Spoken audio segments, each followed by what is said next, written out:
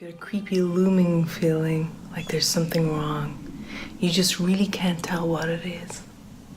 But there it is at the back of your mind, creeping, looming, telling you there's a problem with your world. You're no longer looking skyward except to see buzzards hanging overhead. It's no longer okay to feel safe down at the farm. It's no longer okay to be sitting in the little chapel on the hill in contentment. There's struggle. There's something for you to worry about. And that something is very, very real.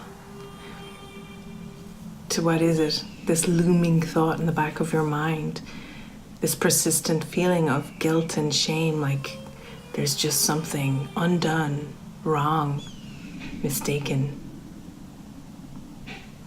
It's a trick.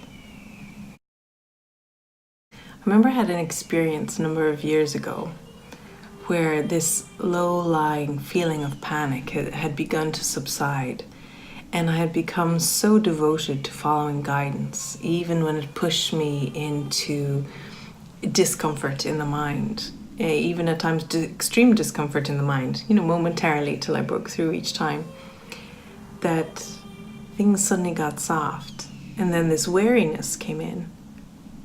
And I remember hearing in meditation, in a group meditation in the morning, your faith is such that you can now lay down with lambs.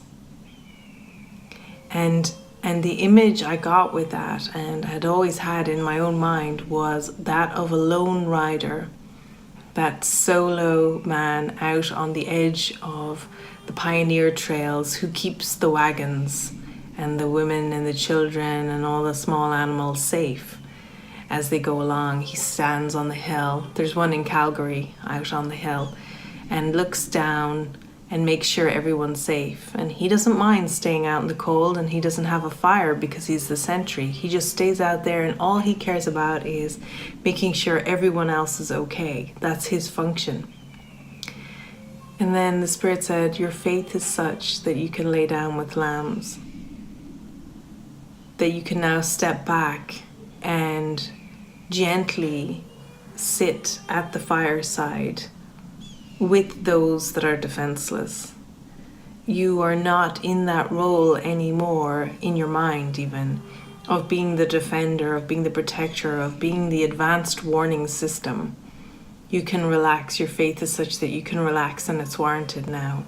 And I found it really helpful for when that low-lying anxiety would come up and say, no, there is something you should be doing. You should be somewhere else doing something else. It's very important, it's very important, it's very important. This kind of compelling feeling that would come of guilt rising in the mind.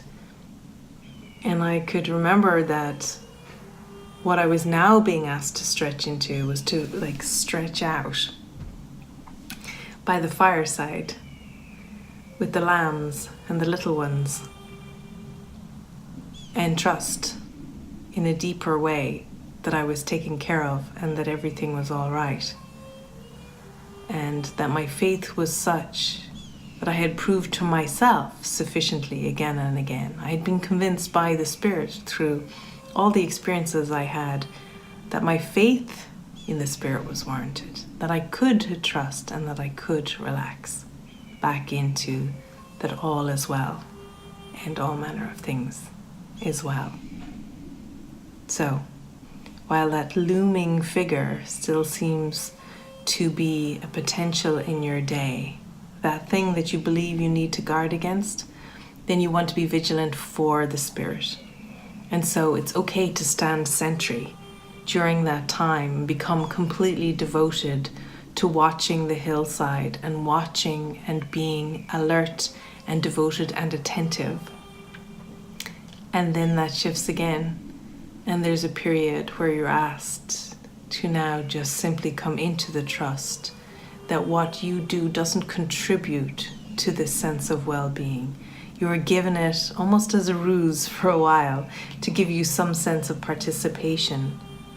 But the you that's taken care of, and the you that goes on of itself, and the you that is innocent, it doesn't have to earn or contribute in any way to that relaxation in the mind. It doesn't achieve it. It doesn't even let it go. It just accepts that everything is forgiven.